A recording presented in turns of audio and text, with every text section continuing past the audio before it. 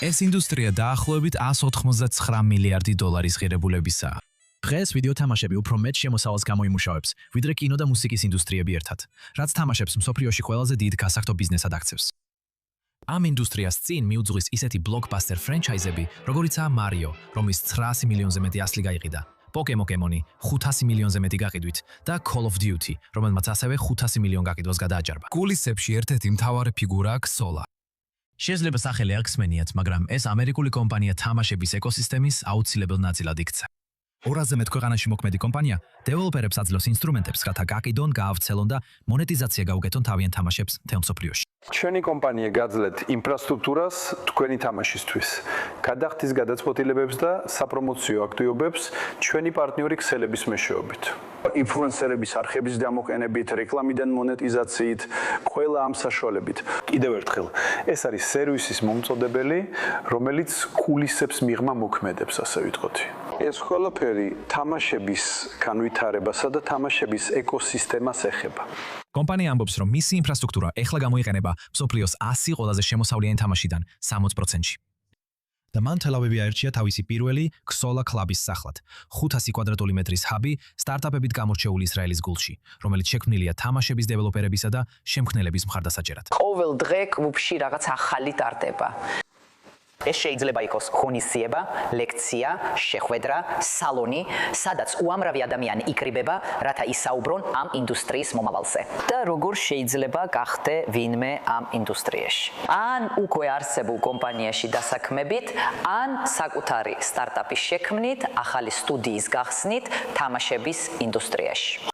ეს ნამდვილად ის ადგილია, სადაც ყველაფერი ყოველდღე ერთიანდება და ყოველდღე განსხვავებულ ფორმას იღებს. ისრაელის თამაშების დეველოპერების ასოციაციის მიხედვით, ქვეყნის თამაშების ინდუსტრიაში დასაქმებულია 15,000-ზე მეტი ადამიანი და წლიური შემოსავალი დაახლოებით 10 მილიარდ ევროს შეადგენს. იაპონია ცნობილია ისეთი გეიმინგ გიგანტებით, როგორიცაა Nintendo და Sega, შეერთებული შტატები კი ბლოკბასტერ სტუდიებით, როგორიცაა Rockstar Games-ი, Grand Theft Auto-ს შემქმნელი, ხოლო საფრანგეთი თავისი სიუჟეტზე ორიენტირებული ჰიტებით, როგორიცაა Assassin's Creed და Far Cry. ამასობაში ისრაელმა თავი გამოიჩინა მობილურ თამაშებში. თელავიში დაფუძნებულმა Moon Interactive-მა შექმნა Coin Master-ი, ერთ-ერთი ყველაზე წარმატებული მობილური თამაში ისტორიაში, რომელსაც 300 მილიონზე მეტი ჩამოტვირთვა აქვს. თამაშები აერთიანებს ორ განსხვავებულ თვისებას, რომლებიც ზოგადად ისრაელის ხალხსაც ახასიათებს. ეს არის არტისტული სტილი და გემოვნება, ხო ასეა, უნარი, შექმნა რაღაცა მნიშვნელოვანი. ასევე მონაცემები და ტექნოლოგია. თამაშები არის იდეალური კომბინაცია ხელოვნებასა და რიცხვებს, მონაცემებსა და, იცით, შემოქმედებას შორის.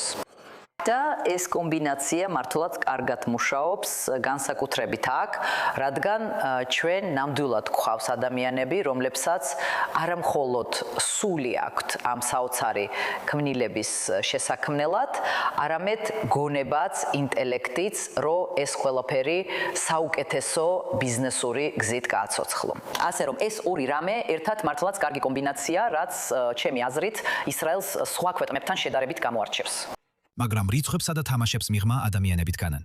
დეველოპერები, რომლებსაც აქვთ იდეები, ამბიციები და შესაძლოა შემდეგი გლობალური ჰიტებიც. ასე რომ, Digital Combat Academy ქმნის სასწავლო ტექნოლოგიებს, რათა ჯარისკაცებმა და ტაქტიკურმა დანაყოფებმა მისიის სიმულაციისთვის და თავიანთი გონებისა და კოგნიტური უნარების გასავარჯიშებლად ივარჯიშონ.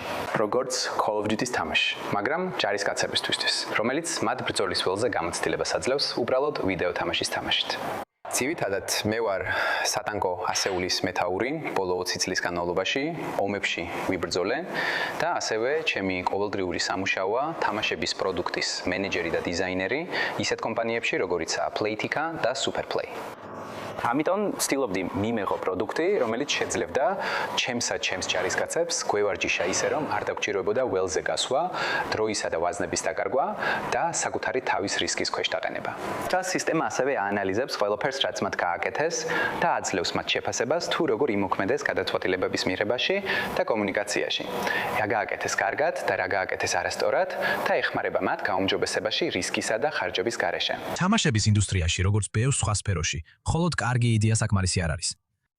წარმატებული თამაშის შექმნას სჭირდება დრო, დაფინანსება, გამოცდილება და მხარდაჭერა. და სწორედ ამას ეძებენ ბევრი დეველოპერი თელ-ავივში, ქსოლა კლუბში. ყველა ადამიანი, ვინც აქ მოდის, ერთობლივ ოფისში მუშაობს, რაღაცით WeWork-ის სტილს გავს, მაგრამ ისინი ყველა თამაშებს ავითარებენ. მაგალითად, იქ არის ერთი ბიჭი, რომელიც უბრალოდ ამბობს: "გამარჯობა, შეგიძლია ჩემს თამაშს გადახედო?" რას ფიქრობ? მინდოდა ეს გამეკეთებინა რა სიტყვი? და მე ვეუბნები, რომ უკვე 10 წელია თამაშების ინდუსტრიაში ვმუშაობ. მე მივეც იმას, რამდენიმე რჩება. და ალბათ იმედია ამ რჩევებს გაითვალისწინებს. შემიძლია მისი პროგრესი შემდეგ ვნახო. ეს უბრალოდ მეგობრული დამოკიდებულებაა. თუ აქედან არ მუშაობდით, ის ამ უფასო უკავშირს ვერ მიიღებდა და მე ვერ დავეხმარებოდი.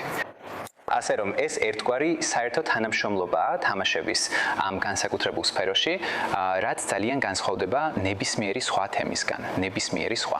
ეს არ არის ფინტექი, არც კიბერუსაფრთხოება. ეს განსაკუთრებული ნიშაა, რომელსაც მხოლოდ თამაშების სფეროს ადამიანები ესმით, რაზე ვსაუბრობთ. თელ-ავივის ლოკაცია არის პირველი Exola Club. ამერიკული კომპანია იმედოვნებს, რომ ეს გლობალური ქსელის დასაწყისია. იდეა რა თქმა უნდა გლობალურია და იდეა ისაა, რომ წარმოიდგინეთ მაგალითად სოციალური ქსელი, რომელსაც ფიზიკური ლოკაციები ერთვის, ხომ ასეა? ასე რომ იდეა ისაა, რომ ადამიანები იყენებენ ციფრულ პლატფორმას დასაკავშირებლად რაღაცების აღმოსაჩენად, მაგრამ შემდეგ მიდიან ფიზიკურ ლოკაციებში და ერთმანეთს ხვდებიან. და თუ მოგზაურობ და კლუბის წევრი ხარ მაგალითად თელ-ავივიდან ნიუ-იორკში მიდიხარ, იქ კლუბში მიდიხარ და შესაბამის ადამიანებს ხვდები. და ყოველთვის იცი რომ სოფლიოს სადაც უნდა წახვიდე, თამაშების სფეროს ხალხი ყოველთვის სოლა კლუბშია. და ჩვენ საკმაოდ სწრაფად ვიზრდებით და უკვე კიდევ რამდენიმე ლოკაცია გვაქვს დაგეგმილი.